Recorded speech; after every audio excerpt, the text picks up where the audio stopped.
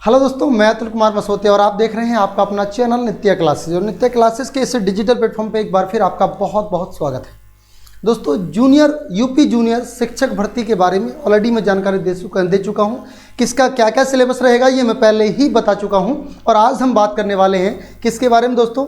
आज हम बात करने वाले हैं उन बच्चों के बारे में जिनका इंग्लिश लैंग्वेज रहा है, मतलब जिनको इंग्लिश लैंग्वेज जिन्होंने चुनी है, और या फिर जो सुपर टेट की तैयारी कर रहे हैं। ये क्लास उनके लिए भी बहुत ही रामबाण रहने वाली है।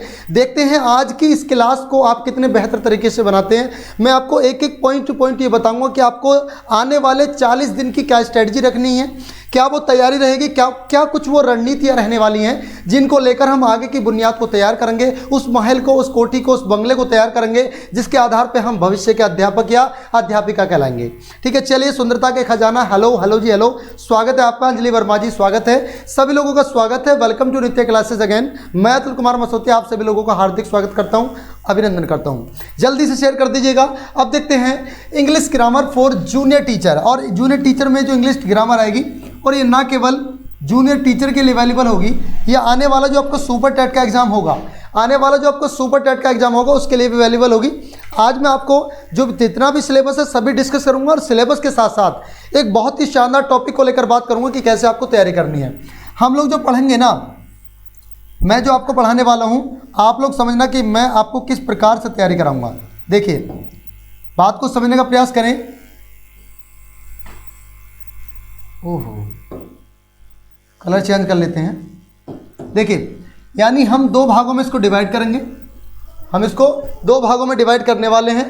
दो भागों में डिवाइड करेंगे तो एक भाग ये रहेगा और दूसरा भाग आपका ये रहेगा। यानी दो तरीके से हम इसको पढ़ेंगे। और एक जो सबसे पहला भाग हमारा रहेगा वो रहेगा ग्रामर को लेकर। किसको लेकर रहेगा? ग्रामर को लेकर रहेगा। ठीक है भाई। जो सेकंड पार्ट हम डिस्कस करने वाले हैं वो आपका वोकेब वाला पार्ट रहेगा। वोकेब मीन्स मतलब वोकेबलरी। ठीक है, यानी यहाँ हम ग्रामर को लेकर बात करेंगे और अगला हमारा वोकेबलरी को लेकर हम बात करने वाले हैं। ग्रामर में जो मेरी पहली स्टेज रहती है, जैसा कि आप लोग सभी लोग जानते हैं, जो मेरे से पहले पढ़ चुका है वो अच्छे से जानता होगा, और जो नहीं जानता धीरे धीरे जान जाएंगे, क्योंकि अतुल सर इतना धीमा नहीं बोलते जो आपके कानों तक हमारी आवाज़ ना पहुँचे। पहले मैं आपको कराने वाला हूँ बेसिक फंडामेंटल। बेसिक फंडामेंटल्स क्या है?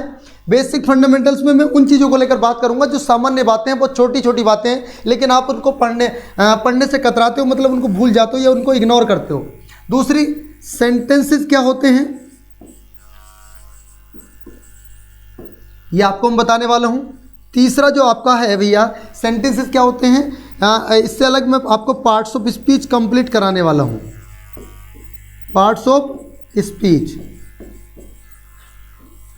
हालांकि जूनियर एडिट टीचर में जो इंग्लिश का सिलेबस है बहुत ही ब्रीफ करके दिखाया हुआ है, बहुत ही छोटा करके दिखाया हुआ है, लेकिन उनको ये सोचना चाहिए था कि बच्चे क्या इतना सा ही पढ़ेंगे।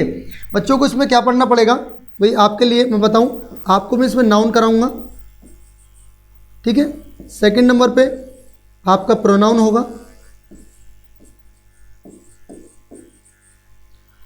थर्ड की बात अगर मैं करूं यहां से, तो थर्ड आपका वर्ब होगा।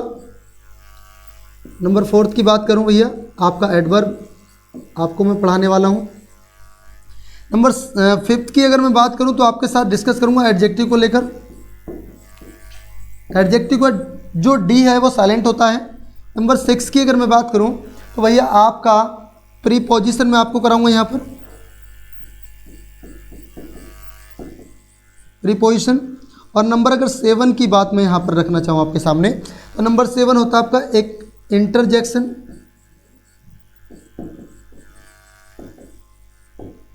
और नंबर 8 की अगर बात करूँ, चूंकि 8 ही होती हैं, तो इसमें आपका एक आपका हो जाएगा कंजंक्शन।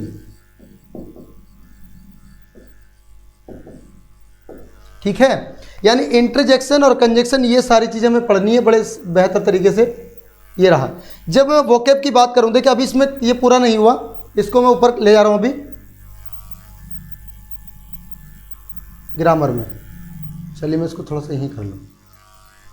ठीक है, आगे मैं बताऊंगा। इसी में ही जो प्लस हम लेकर चलेंगे, और रुक जा भाई, ठीक है।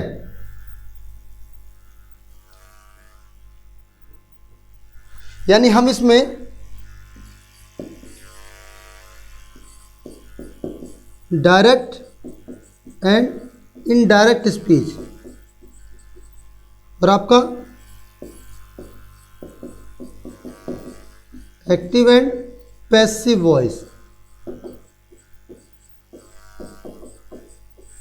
ये सारी चीज मैं कराऊंगा। वोकेब में क्या कराने वाला हूं, वोकेब को मेरी बात समझ लीजिएगा। वोकेब में जो आपका सबसे पहले मैं जो लेकर चलने वाला हूं, जो मुझे उचित लगता है, आपको one word substitution, one word. जो लोग मेरे इस बैच को कंटिन्यू जारी रखेंगे ना, उनका सुपर टेट में ये मान लेना कि सुपर टेट में दुनिया की कोई भी ग्रामर आपको पढ़ने की जरूरत नहीं पड़ेगी इंग्लिश के अंतर्गत। जो मैं पढ़ाऊंगा उसी को पढ़ लेना। नंबर सेकंड की अगर मैं बात करूं तो नंबर सेकंड पे आपको पढ़ना पड़ेगा सिनोनिम्स। अभी जिन बच्चों को ये भी जानकारी नहीं है कि सिनोनिम्स क्या होता है, उनको सभी लोगों को बताऊंगा। नंबर थर्ड की बात करूं तो आपका एंटोनिम्स आ जाएगा, जिसको अपोजिट वर्ड भी कहते हैं। और नंबर अगर फोर्थ की मैं बात करूं यहाँ से, नंबर फोर्थ में आपका फ्रेजल वर्ब। बहुत से बच्चे शायद फ्रेजल वर्ब को ना जानते हों। नंबर फिफ्थ की अगर मैं बात करूं तो दोस्तों यहाँ आपका आ जाएगा idioms and phrases, idioms and phrases. Number sixth की अगर मैं बात करूं तो यहाँ से आपका कराया जाएगा कुछ ऐसे फॉरेन वर्ड।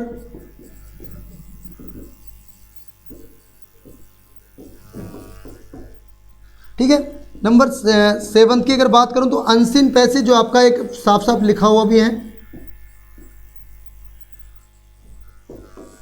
ये सारी चीज मैं आपको इसमें कराने वाला हूं। ये सभी चीजें, ये आप एक बार सिलेबस देख लीजिएगा, किसी को कोई डाउट नहीं रहना चाहिए। आपका किसी का कोई डाउट नहीं रहना चाहिए। कल आप ही मेरे से पूछने लगो कि सर एक छोटा सा डाउट था, उसको बता दीजिएगा। हालांकि बता दूंगा, कोई दिक्कत नहीं है, लेकिन अगर आप अभी देख लोगे तो बहुत बढ़िया। इसका स्क्रीनशॉट ले लिया आपने, बढ़े आगे। चलिए, इसका मैं आपको पीडीएफ भी आपको प्रोवाइड करा दूंगा, परेशान होने वाली बात नहीं है। तो सबसे पहले जो मैं बात करूं, एक छोटी छोटी सी बात बताऊंगा। Basic fundamental of English language. क्या भैया? बेसिक।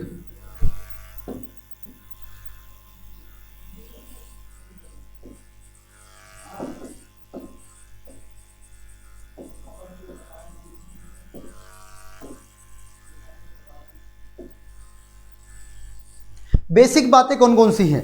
सबसे पहले देखिए, अभी आप उसमें लिखा है आपका लिटरेचर ऑफ इंग्लिश लैंग्वेज, मतलब हिस्ट्री ऑफ इंग्लिश लिटरेचर, यानी अंग्रेजी का जो साहित्य रहा है तो उसके इतिहास को लेकर हम पढ़ेंगे।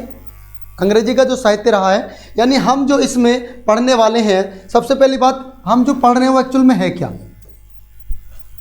हम जिस सब्जेक्ट को आज पढ़ने वाले हैं, व्हाट इज दिस, ये क्या है। अगर आपसे पूछा जाए, अगर आपसे क्वेश्चन आपके सामने हो कि सर जो आप हमें पढ़ा रहे हैं ये क्या है, तो क्वेश्चन का आंसर मिलना चाहिए। Because you are going to be a teacher in a future time. जी अनुज यादव जी, सुनाइए क्या कहना चाहते हैं। बिल्कुल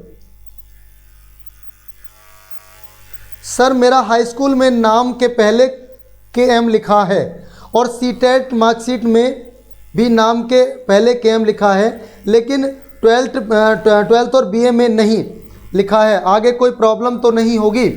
देखिए, इसको जैसे आपका डॉक्यूमेंट्स वेरिफिकेशन हो, डॉक्यूमेंट्स वेरिफिकेशन से पहले इसको करेक्शन करा लें, चूँकि दिक्कत हो सकती है। BA BCom BSc के तो बहुत आसानी से हो जाती है यूनिवर्सिटी के माध्यम से, लेकिन जो बोर्ड एग्जाम है, बोर्ड एग्जाम में दिक्कत होती है और आगे जाके डॉक्यूमेंट्स वेरिफिकेशन के टाइम पर आपके साथ दिक्कत होगी।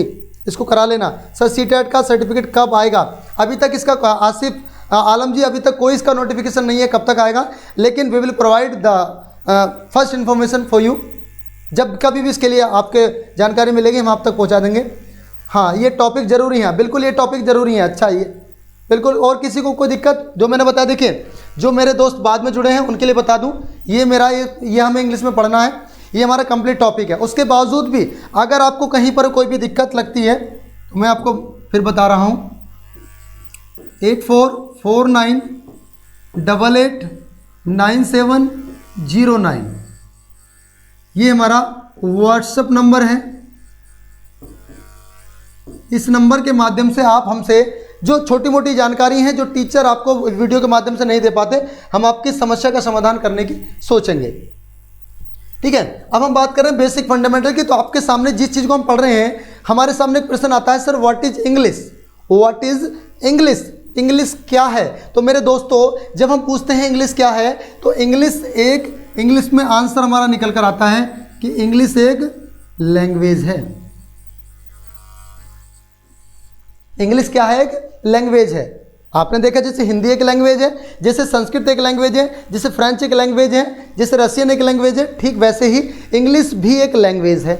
यानी लैंग्वेज की बात करूं तो लैंग्वेज का मतलब हिंदी में भाषा से लगाया जाता है। जो मेरे मित्र अगर हिंदी ग्रामर को अच्छे से पढ़े होंगे, कामनी गौतम मैडम ने आपको पढ़ाया होगा, सचिन कुमार निगम जी ने आपको पढ़ाया होगा, तो यहाँ से हिंदी से भी ये बात निकलती है कि लैंग्वेज का मतलब होता है भाषा, और भाषा का मतलब होता है बोलने से। भाषा का अर्थ निकाला जाता है।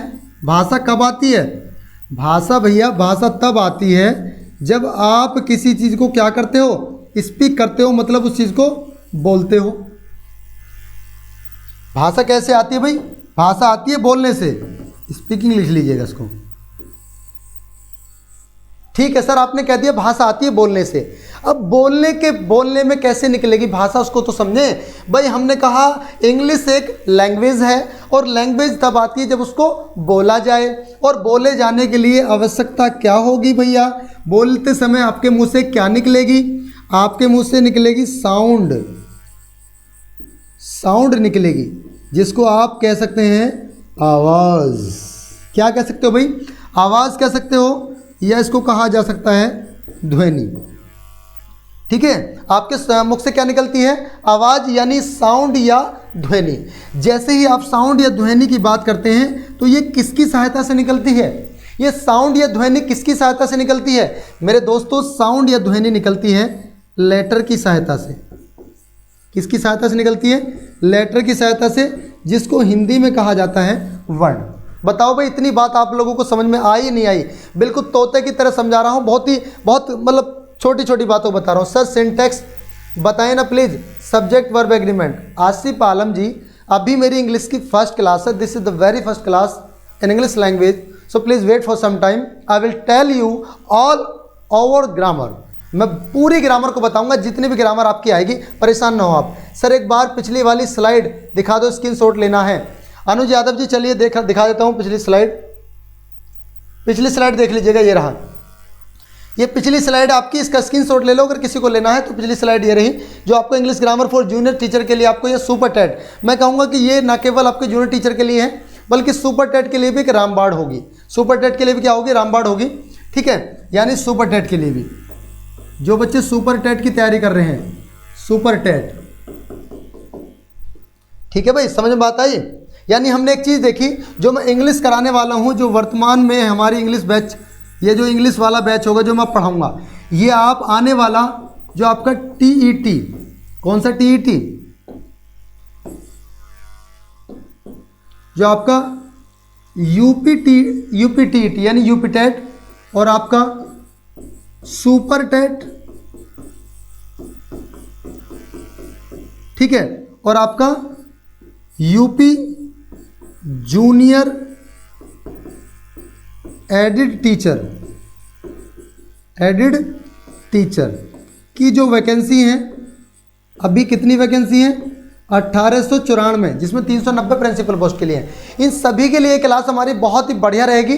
अगर आप लोग मेरी क्लास को कंटिन्यू देखते रहे ना, तो आपको दिक्कत नहीं होगी।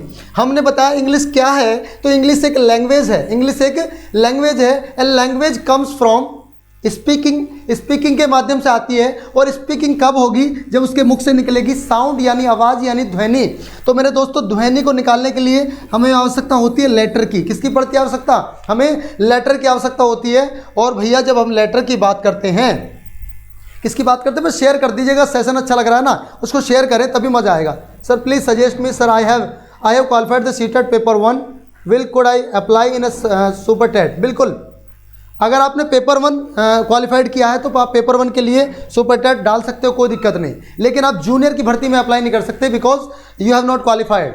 चलिए हम बात करें लेटर को लेकर। किसको लेकर, लेटर को लेकर, किसको लेटर, ये वर्ण।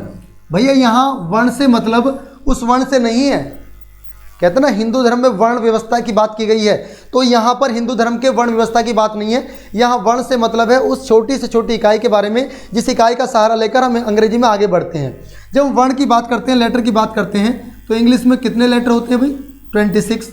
कितने होते हैं? 26। जबकि हिंदी में कितने होंगे? 52। तो आपने देखा सर इसका मतलब हिंदी तो बहुत टफ है। बिल्कुल टफ है यार। हिंदी जब आप पढ़ते हो या पढ़ाते हो तो आपको 52 लेटर्स का यानी वर्णों का यूज़ करना पड़ता है, लेकिन जब लेटर्स की इंग्लिश की बात करते हैं तो भैया 26 होते हैं। 26 भी कौन कौन से होंगे? 26 में भी कौन कौन से होंगे भाई? देखिए,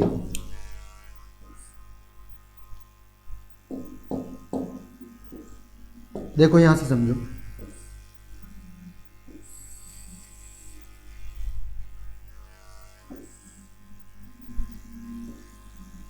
ठीक,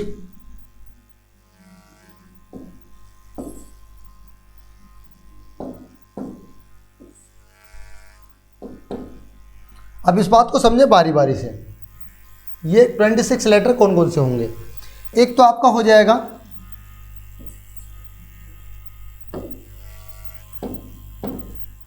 जाएगा वॉवल। ठीक है, कुछ तो आपके होते हैं वॉवल्स, यानी हिंदी में इनको कहा जाता है स्वर, और दूसरे आपके होते हैं कॉन्सोनेंट।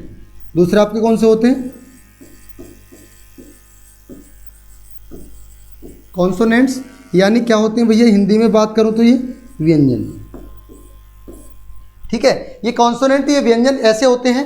जब हम इसकी वॉवल्स की बात करते हैं तो वॉवल्स में आते हैं ए, ई, आई, ओ, यू, ये आते हैं आपके वॉवल्स में। और ये कितने होते हैं संख्या में? ये होते हैं 5।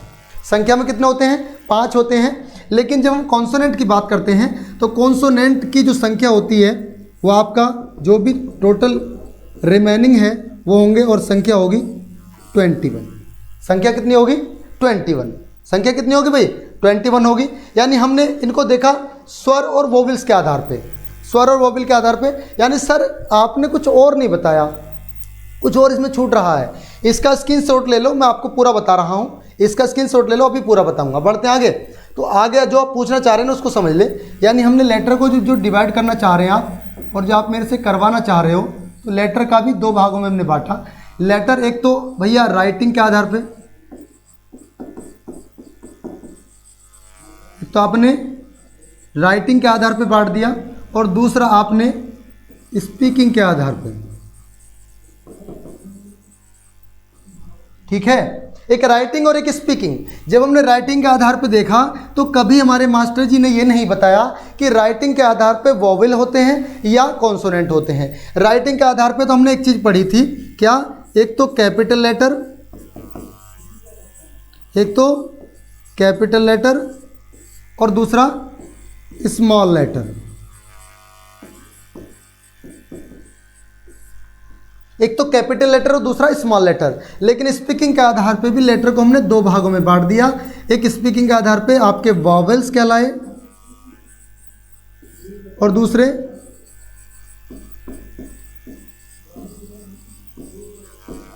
कॉन्सोनेंट कहलाए। ठीक है, ये आपके ये कैपिटल लेटर कैसे लिखे जाते हैं भाई? कैपिटल लेटर ऐसा आपको कुछ देखने को मिलेगा। यहाँ पर कैपिटल लेटर से मतलब ये उम्मीद मत लगा लेना कि कैपिटल का मतलब राजधानी से है। ये कैपिटल का मतलब बड़े से है, साइज में बड़े से मतलब नहीं है, लिखने के तरीके से है, वे ऑफ राइटिंग से मतलब है। जब स्मॉल लेटर की बात करते हैं तो हमारे सामने ये देखने को मिलते हैं। ठीक है, लेकिन जब इनकी बात करते हैं तो ये आपके सामने आते हैं जो मैंने अभी बताया, ए, ई, आई, ओ, यू। संख्या कितनी होगी इनकी?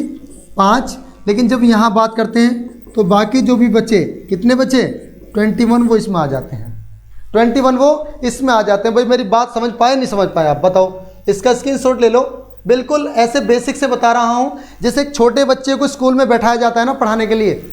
एक छोटे बच्चे को जो स्कूल में पढ़ाने के लिए बैठाया जाता है, तो बिल्कुल उसी लेवल का मैं आपको करा रहा हूँ, बहुत ही साधारण और सिंपल लैंग्वेज में। अगर आपको लग रहा है कि अतुल सर वास्तव में आपके लिए मेहनत कर रहे हैं, तो आप लोग इसको शेयर कर सकते हैं, इसका स्क्रीनशॉट ले सकते हैं।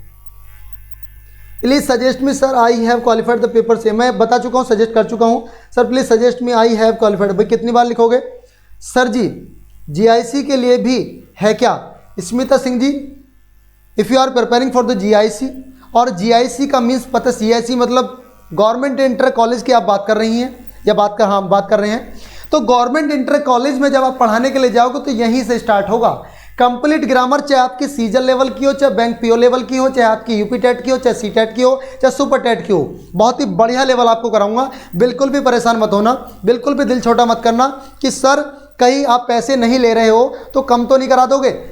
पैसा नहीं ले रहा, लेकिन आपसे वादा कर रहा हूँ, आई प्रॉमिस यू, मैं आपको वो सब चीज़ दे के जाऊँगा। शायद ही कोई यूट्यूबर से आपको फ्री में दे रहा होगा। मैं पूछ रहा कि अभी जो ऑनलाइन हो रहा है सुपर टीटी का, उसमें कर सकते हैं या नहीं? आसिफ आलम जी, उसमें आप नहीं कर सकते हो, क्योंकि वो वैकेंसी है जूनियर एडेड टीचर के लिए, वो है जूनियर हाई स्कूल के लिए। आपने जो एग्ज़ाम क्वालिफाई करा है वो प्राइमरी लेवल का किया है। प्राइमरी लेवल में आप केवल प्राइमरी लेवल की जब भर्ती निकलेंगी तभी आप अप्लाई कर सकते हैं। Now you are not able to fill that form, उस फॉर्म को फिल करने के लिए आप योग्य नहीं हो। ठीक है, चलिए भाई, ये समझ में आया? आपकी बात नहीं आई? बहुत बढ़िया, समझ में आ गया होगा। चलिए आगे बढ़ते हैं, इसका स्क्रीनशॉट ले लिया होगा। अगली स्लाइड पर जैसे हम चले, तो अगली स्लाइड पर जैसे हम दौड़े भैया, भागे, तो हमने देखा सबसे छोटी का। अब बात आई लेटर क्या है। सर हमारे सामने एक बात निकल कर आती, सर जी अब बार बार लेटर की बात करते हो। ये आपकी यूपी टेट की तैयारी भी साथ साथ हो रही है भाई। लेटर यानी वर्ण, भाई क्या है ये? गुरुजी आप इसको बताओ और दो, क्या है ये? बिल्कुल बताएंगे, भी परेशान बिल्कुल ना हो। शायद आपको दिख रहा है ना, किसी को दिक्कत तो नहीं है दिखने में? बहुत बढ़िया, किसी को समस्या नहीं होनी चाहिए। लेटर क्या है? तो हमने लेटर की जब स्पेलिंग मतलब परिभाषा की बात करी, तो हम देखते हैं it is the lowest unit of English language.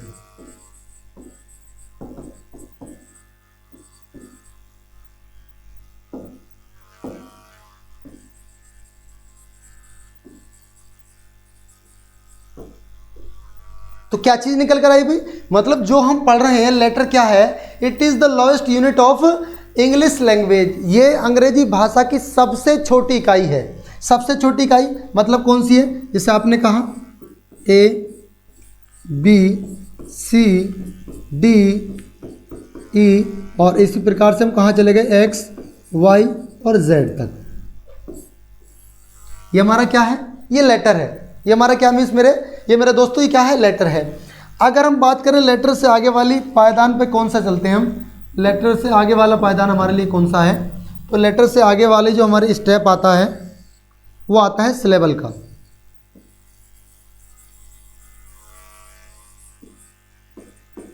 Sir ji syllable क्या होता है? अब सिलेबल के बारे में बात करें,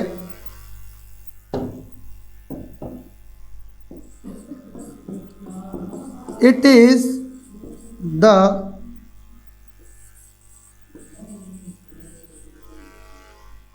lowest, it is the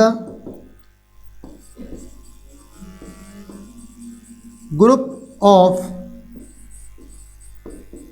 letter but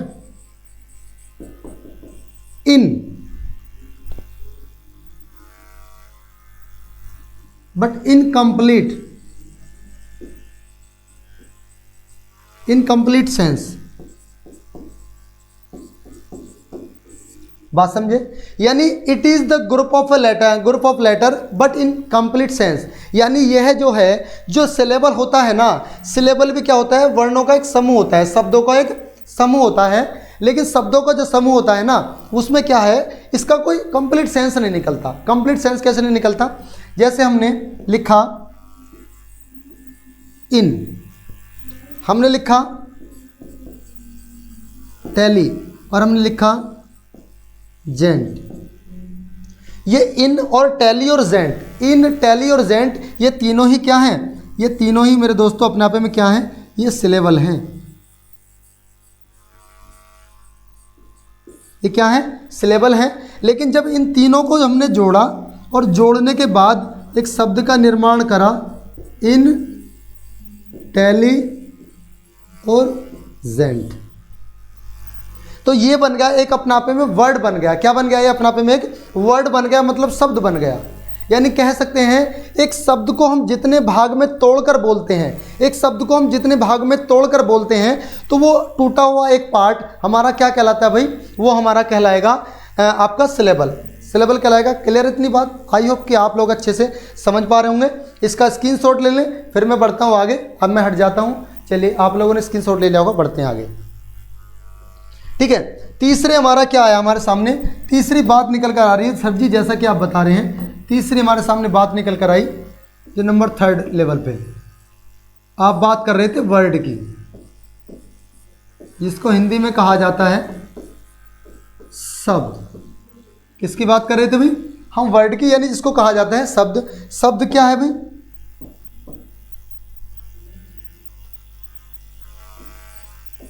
it is the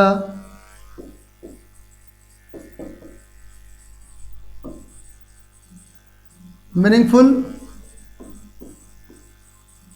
group of letter। बात अगर आप एक ही बार में समझना चाहेंगे तो आपको क्लियरली समझ में आ जाएगी। यहां हमने लिखा it is the meaningful group of letter. यहां सबसे इंपॉर्टेंट अगर कोई बात है, the very important terms in this definition, वो क्या है? वो मीनिंगफुल वाली बात है। वो क्या भाई? वो बात है मीनिंगफुल वाली। सर जी यहां पर आपने ये क्यों लिखा, इसको क्यों लिखा? इसको मैंने पता मित्रों क्यों लिखा। इसको क्यों लिखा? क्योंकि जब तक सपोज दैट BTA, बहुत से टीचर क्या कहते हैं, they are many teachers who are teaching on a offline mode और अब ऑनलाइन मोड, किसी भी मोड पे वो पढ़ा रहे हैं। वो क्या कहते हैं? A group of letters is called a word. ठीक है, मैंने मान लिया। वो उन महानुभावों को मेरा बिल्कुल सलाम है, बिल्कुल धन्यवाद। BTA ये भी तो ग्रुप ऑफ लेटर है। बताइए, BTA जो है ये भी तो एक ग्रुप ऑफ लेटर है, लेकिन it is not a word. ये एक शब्द नहीं है। बिकॉज शब्द क्यों नहीं है? शब्द मित्रों इसलिए नहीं है क्योंकि ये इसका कोई मीनिंग निकला। ये कैसा है? ये मीनिंगलेस है। मीनिंगलेस मतलब दोस्तों ये हो गया अर्थहीन। और जब ये अर्थहीन हो गया ना, तो हमें एक बात समझ में आई, अगर सर जी ये अर्थहीन है तो फिर पता क्या है? ये वर्ड नहीं है। ये वर्ड नहीं है। मतलब हमने देखा BTA ये भी तो एक ग्रुप ऑफ वर्ड है, ग्रुप ऑफ लेटर, यानी वर्णों का एक समूह तो है, वर्णों का एक समूह तो है, लेकिन ये एक मीनिंगलेस है, यानी अर्थहीन है, इसलिए शब्द नहीं है। लेकिन अगर हम इसको ऐसे लिख देते, अगर मित्रों अगर हम इसको ऐसे लिख देते, हम इसको लिख देते BAT और बराबर यहाँ आपका ये क्या हो गया? ये आपका हो गया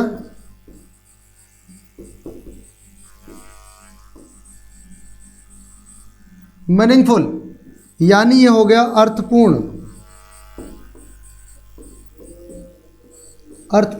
और जब ये अर्थपूर्ण हुआ ना, तो हमने बिल्कुल बेहिचक ये कह दिया कि ये क्या है? ये एक वर्ड है। ये क्या है? ये मेरे दोस्तों एक वर्ड है। और ये वर्ड क्यों है? यानी ग्रुप ऑफ लेटर। ये भी क्या है? ग्रुप ऑफ लेटर्स है। दोनों ही ग्रुप ऑफ लेटर्स हैं, लेकिन एक वर्ड है और एक वर्ड नहीं है। एक वर्ड है और एक वर्ड नहीं है। क्यों नहीं है? क्योंकि भैया एक का अर्थ निकल रहा है, दूसरे का अर्थ नहीं निकल रहा। क्लियर है सभी का? सभी लोगों को समझ में आ गया? Sir, as I belong to the Bihar and qualified CTET, then I become the government teacher here without Bihar TET।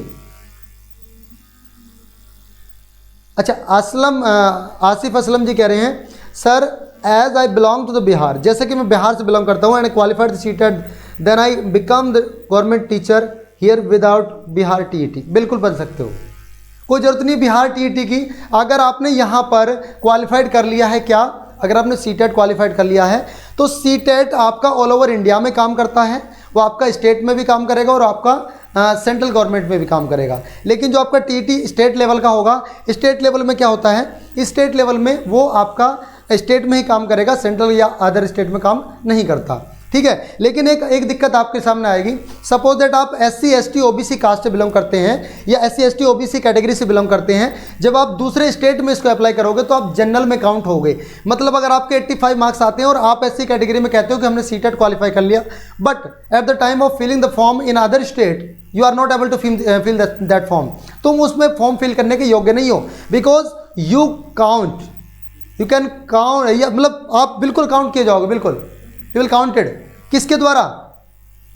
उस आयोग के द्वारा या उस राज्य के द्वारा, ठीक है भाई, क्लियर इतनी बात? चले यहाँ तक बात समझ में आई? बहुत बढ़िया, बहुत बढ़िया मेरे शेरों। चले बढ़े आगे। हमने क्या बात करी, हमने देखा हम कहाँ से स्टार्ट हुए थे। हमने स्टार्ट हुए थे LETER, मतलब पहली शब्द आती है वर्ण, ये बिल्कुल पहली स्टेज थी। हमने इससे मिलकर क्या बनाया भाई, हमने इससे मिलकर बनाया सिलेबल। सिलेबल को हिंदी में कहा जाता है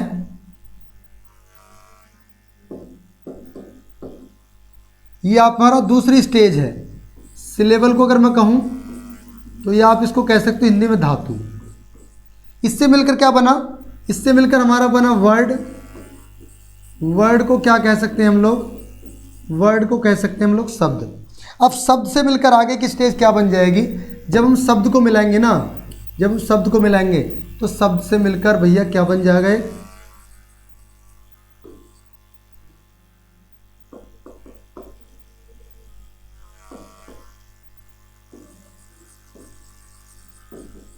सेंटेंस यानी वाक्य।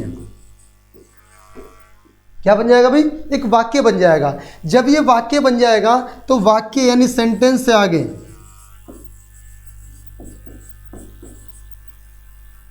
सेंटेंस से आगे वाली, सेंटेंस यानी वाक्य से जो आगे की सीरीज होगी वो आपकी क्या बनेगी, वो आपकी बनेगी पैराग्राफ,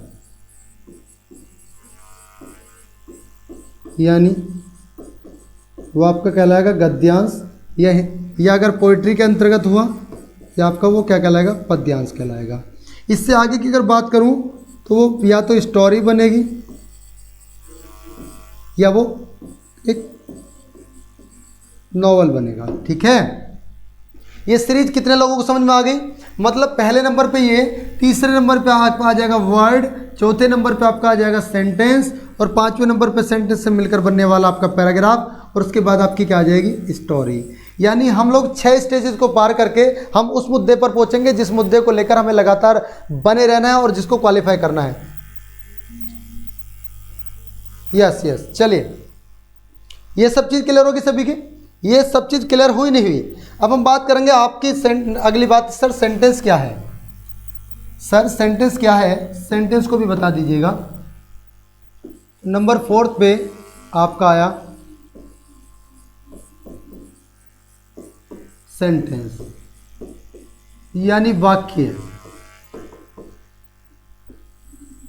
सेंटेंस यानी वाक्य, तो भैया ये क्या है?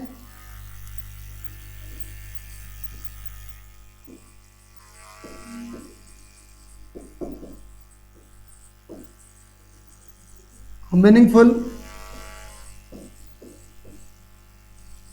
Group of words is called sentence. बहुत से बच्चों के मन में एक प्रश्न उठ रहा होगा, बहुत से जो मुझे लाइव देख रहे हैं एक प्रश्न उठ रहा होगा, सर यहाँ पर तो आया इज, जब यहाँ पर इज आया तो इज के साथ ये मैन वर्ब की थर्ड फॉर्म क्यों आ गई? ये इज के साथ मैन वर्ब की थर्ड फॉर्म क्यों आ गई, कैसे आ गई? भाई इज के साथ मैन वर्ब की थर्ड फॉर्म इसलिए आ गई चूँकि दोस्तों अगर मैं बात करूँ यहाँ पर इज के साथ मैन वर्ब की थर्ड फॉर्म की, तो वो इसलिए आ गई चूँकि सेंटेंस पैसिव में बना है, बोला जाएगा ना कि वो खुद बोलेगा, बोला जाएगा, उसको पुकारा जाएगा दूसरों के माध्यम से, ठीक है। A meaningful group of words is called sentence. जैसे जैसे जैसे मैंने एक सेंटेंस मैंने एक लिखा,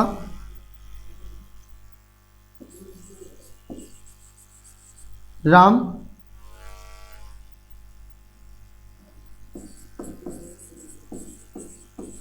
स्कूल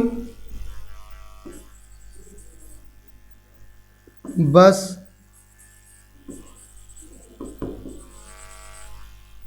गोइंग इज नाउ।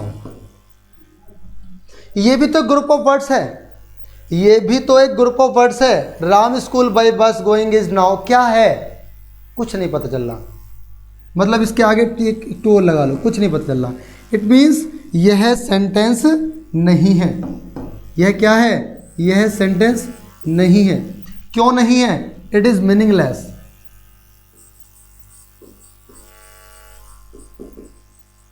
ये हमारी शर्तों को पूरा नहीं करता। शर्तों को कौन सी को पूरा नहीं करता? ये उस शर्त को पूरा नहीं करता जिसमें कहा गया है कि वो मीनिंगफुल होना चाहिए। हमने दूसरा सेंटेंस लिखा जैसे Ram is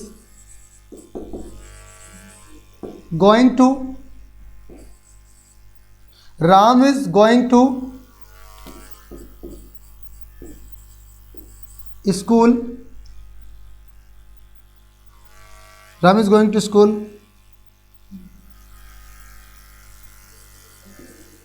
now by bus. मतलब जो राम है वो स्कूल को जा रहा है बस के द्वारा। यहां से आपको बिल्कुल क्लियर हो गया, यहां से आपको बिल्कुल क्लियर हो जाता है। कोई दिक्कत वाली बात नहीं है, कोई परेशानी वाली बात नहीं है। यहां तक की कहानी आप लोगों को बिल्कुल समझ में आ रही होगी। आई होप कि आप लोग अच्छे से समझ पा रहे होंगे। बिल्कुल भाई, किसी को क्रिस्टल क्लियर है? अरे वाह, क्या बात है अनुज यादव जी, बहुत बढ़िया। ऐसे ऐसे बच्चे हैं जिनको बिल्कुल क्रिस्टल क्लियर है, बिल्कुल क्लियर है। एक ना हमारे एक अध्यापक पढ़ाते थे, हमारे टीचर पढ़ाते थे, बोलते थे क्लियर, बोले बच्चे सर क्लियर या ऑल क्लियर? तो उनका ऑल क्लियर का मतलब था कि सिर के ऊपर से जाना, ओवर द हेड। तो किसी का ओवर द हेड का तो मतलब नहीं है। तो आज जो हमने बात करी, देखिए जो हमने आज बात करी, सबसे पहले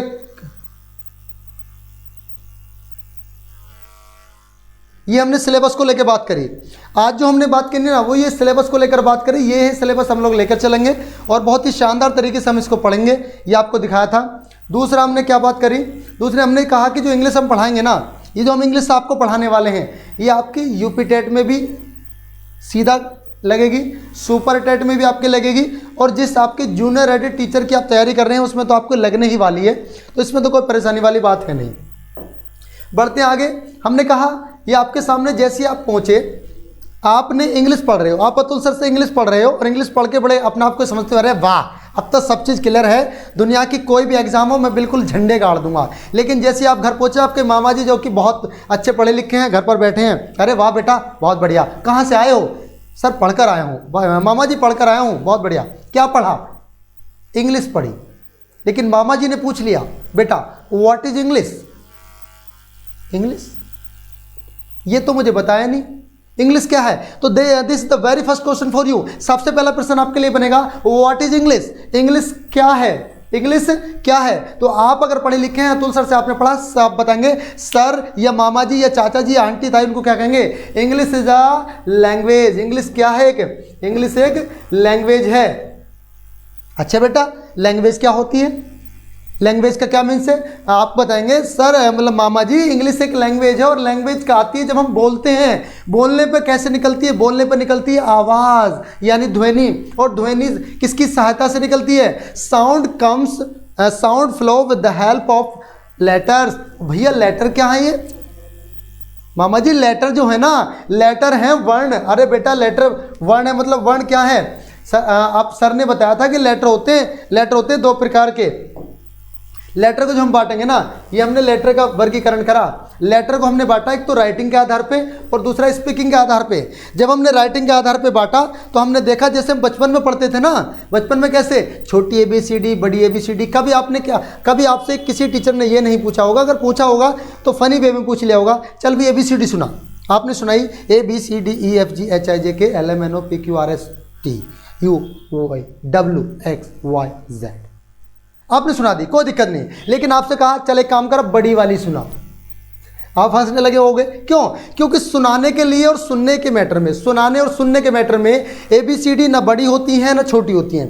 ABCD यानी जो लेटर्स होते हैं वो लिखने के आधार पर बड़े छोटे होते हैं, कभी भी सुनने या सुनाने के आधार पर बड़े नहीं होते, स्वर के आधार पर कभी भी बड़े छोटे नहीं होते। इट मीन्स हमने राइटिंग के आधार पर बात करी तो दो चीज निकल कर आई, एक तो हमारा कैपिटल लेटर और दूसरा हमारा स्मॉल लेटर। कैपिटल लेटर का मतलब ये नहीं कि वो बड़े लिखे जाएंगे, उनका आकार बड़ा होगा। कैपिटल लेटर का मतलब है उनका लिखने का तरीका अलग होगा। स्मॉल लेटर का मतलब ये नहीं कि छोटे होंगे, बहुत से स्मॉल लेटर आपको बहुत बड़े मिलेंगे। स्मॉल लेटर में आपको देखने को मिलेगा जो ये आप लिखते होगे, अभी तो एम सा लग रहा होगा, कभी कभी बनाते ना फॉर्मल, लिखते हो फॉर्मल, फॉर्मल में जो एफ बनता है, जो एफ है ना, तो एफ भैया आकार में बड़ा होता है लेकिन बोला जाता है छोटा। क्या बोला जाता है? छोटा। ठीक, उसी आधार पे देखा सर जी, स्पीकिंग के आधार पे, स्पीकिंग के आधार पे जो लेटर हैं वो दो प्रकार के होते हैं, आपके वॉवल और आपके कॉन्सोनेंट। वॉवल्स कौन से होते हैं? AEIOU। कॉन्सोनेंट कौन से होते हैं? आपके जो बचे हुए हैं। अब आपको शायद मैंने ना बताया, मैं आपको बता रहा हूँ, जो वॉवल होते हैं ना, जो वोवल होते हैं, वोवल को बोलने के लिए, यानी वोवल के बगैर इंग्लिश में कोई वर्ड नहीं बन सकता। There is no word can be made, can not be made without help of vowels. अब आप लोग कहेंगे सर कुछ शब्द ऐसे हैं जो हम बना सकते हैं। बहुत से मेरे प्यारे बच्चे ऐसे हैं, वो कहते हैं सर इस जो स्काई है, सर जो शब्द है फ्लाई है, इसमें तो कहीं भी ना आता AEIOU। एजस जी तुम हमारा पागल बना रहे हो। अरे बेटा पागल नहीं बना रहा मैं पागल नहीं बना रहा। या तो लिखते समय या बोलते समय, या लिखते समय या बोलते समय कहीं ना कहीं पर आपके साथ आपको स्वर का सहारा लेना पड़ेगा। कैसा लेना पड़ेगा? देखिए आपने बोला, आपने क्या बोला? आपने बोला स्काई, आपने क्या बोला? स्काई, तो क्या आ गया भैया? ई। आपने बोला फिलाई, तो यहाँ क्या आ गया? ई। मतलब कहीं ना कहीं ई, ये ई बोला जा रहा है, नहीं बोला जा रहा है, यानी लिखते समय या बोलते समय। जी सर एक प्रश्न है, क्या पूछ लूँ? बिल्कुल जी अनुज यादव जी, अगर आप पूछेंगे नहीं तो बात कैसे बनेगी? पूछिए please, ask me what you want to ask, please ask. पहले और बाद में दोनों जगह नाव का यूज़ कर सकते हैं, ये कोई प्रॉब्लम है? अनुज यादव जी कहीं भी कर सकते हैं, लेकिन लेकिन लेकिन जैसे आपने कहा नाव जो है एक एडवर्ब है, नाव जो है एक एडवर्ब है, और एडवर्ब का प्रयोग बाई से पहले भी हो सकता है और उसको बाद में भी कर सकते थे। और कभी कभी ऐसा होता है कि कहीं कहीं स्टार्टिंग में आ जाती है, बड़ी बेशर्म है, मतलब एडवर्ब, और किसी को नहीं कह रहा मैं, जो एडवर्ब है ना बहुत ही कुछ अलग प्रकार की है, वो कहीं भी आ सकती है। कुछ मामलों में वो हेल्पिंग वर्ब के तुरंत बाद आती है, जैसे ऑलरेडी है, जैसे ऑलवेज है, जो हमारी प्रेजेंट इंडेफिनिट या पास्ट इंडेफिनिट को दर्शाने वाली जो होती हैं वो मोस्ट प्रोबेबली जो हेल्पिंग वर्ब उसके बाद आती हैं और मेन वर्ब से पहले आती हैं, जो ऐसा बताया जाता है। ठीक है, अच्छा अनुज यादव जी कह रहे हैं इंग्लिश की क्लास एक ही लेंगे या दो होंगी? वर्तमान स्थिति को देखते हुए चूंकि जो आपकी जो सिलेबस है, मैं इंग्लिश की क्लास आपकी जो मेरी क्लास होगी, मैं आपको बता देता हूँ जितने लोग हमारे साथ लाइव जुड़े हुए हैं, मेरी जो क्लासेज होंगी, मेरी ये क्लास होगी सुबह 10 से 11, एक क्लास होगी 12 से 1, और एक क्लास होगी 2 से 3। जो ये क्लास होगी ये आपकी मैं ज्योग्राफी लेकर चलूँगा, और 12 से अगर 1 की मैं बात करूँ दोस्तों, तो 12 से 1 में आपकी इंग्लिश चली रही है। आज तो 2 बजे से चल रही है, आज तो ये क्लास 2 बजे से चल रही है, लेकिन कल से जो चलेगी वो 12 से 1 में इंग्लिश चलेगी, लेकिन 2 से 3 में जो आपकी चलेगी यूपी स्पेशल। और तीनों ही क्लास ऐसी होंगी हटो बच्चों, कोई दिक्कत वाली बात नहीं है। मजा ना आए तो पैसा वापस जो आपने डाटा का भी खर्च करा। सर मेरा एक चीज़ क्लियर कर दो प्लीज़। जी बताइए, इनको जानते हो लेकिन ऑन टू क्लियर कर दीजिए, क्या क्या करना है मुझे बताइए।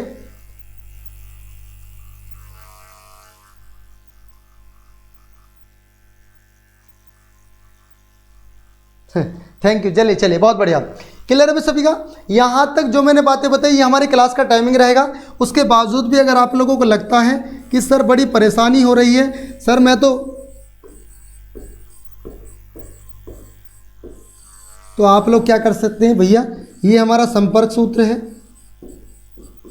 कल से आपकी क्लासेस बिल्कुल कंटिन्यू चलेंगी, नॉन स्टॉप कंटिन्यू क्लास चलेंगी, परेशानी बिल्कुल मत होना। और एक बात और मैं आपको बताऊं, जैसे ही आप इंग्लिश की क्लास, ज्योग्राफी की क्लास या यूपी स्पेशल की क्लास अगर आप कंटिन्यू लेंगे, जब आप यूपी के मतलब कोई भी एग्जाम आगे दे रहे होंगे ना, तो आप ऐसा फील करोगे कि आपने ऐड देखा, मैं बहुत छोटा सा था, बहुत छोटा सा दिखता था, बड़ा दुबला पतला सा था, मुझे किसी एक चाची ताई आंटी ने या मेरे दोस्त ने सजेस्ट किया कि तुम ये खाओ, तो मैंने कॉम्प्लेन किया, मैं लंबा हो गया, बड़ा हो गया, आज मैं सब कुछ कर सकता हूँ। तो ऐसा कुछ करोगे आप, तुम भी किसी को बताओगे यार मुझको इंग्लिश बिल्कुल नहीं आती थी, मेरे को समझ में नहीं आता था इंग्लिश कैसे पढ़ें, how to speak in English language, how to write in English language, what is English, हम नहीं जानते थे। लेकिन after taking the class of Atul sir from the Nitya class, I am able to speak in English language, मैं able हूँ English language में लिखने के लिए, बोलने के लिए, समझने के लिए। तब मुझे खुशी होगी कि वास्तव में मेरे उन योद्धाओं ने, मेरे उन शेर शेरनियों ने, मेरे उन रसगुल्ले जलेबियों ने वो कर दिखाया जिसकी मुझे बेहद ज़रूरत थी और जिसकी मुझे बहुत खुशी होती है। और मुझे उम्मीद है कि आप लोग इस बार झंडा गाड़ने वाले हो।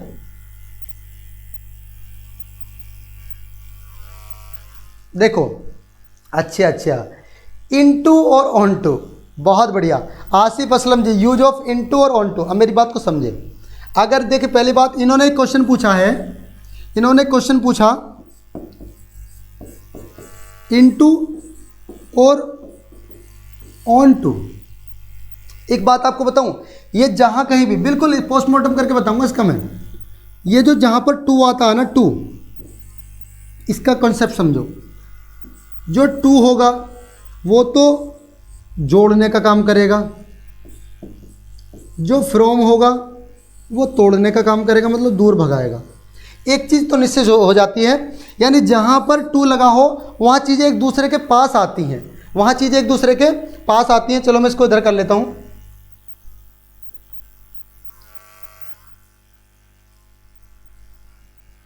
देखो भाई, यानी हमने देखा ये टू जो है, टू एक दूसरे के पास लाती हैं, यानी ये पास का काम करता है और ये फ्रॉम दूर का काम करता है। लेकिन ऑन टू और इन टू का कॉन्सेप्ट समझ लो, जब इनका मतलब होता है में और ऑन का मतलब होता है पर, यानी किसी वस्तु के ऊपर, किसी वस्तु के ऊपर। यदि कोई वस्तु सख्त आकार की है, यदि वो कोई वस्तु सख्त है, टेबल है, कोई चीज़ है, दीवार है, कुछ भी, ठीक है।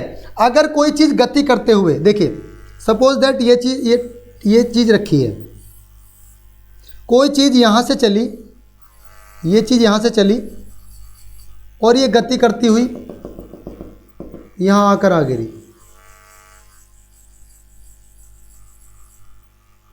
ये चीज़ गति करती हुई यहाँ से आगे गिरी, तो ये चीज़ जो है ना, ये क्या है, ये सॉलिड है।